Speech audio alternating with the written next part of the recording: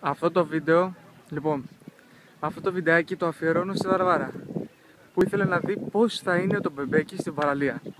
Να λοιπόν πώς είναι το μπεμπέκι στην παραλία. Σκανταλιάρικο, καθαρίζει την άμμο, πιάνει πέτρες, πετάει, πειράζει ξένες παντόφλες.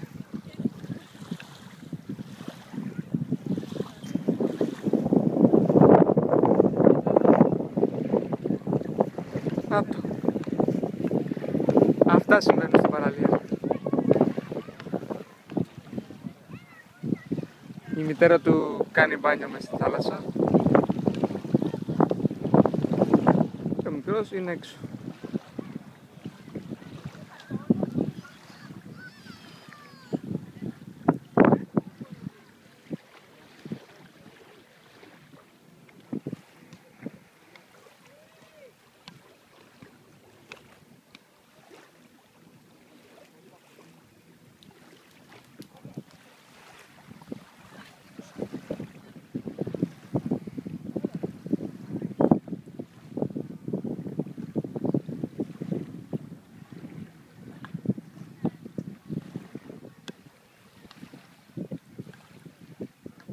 Αυτά λοιπόν.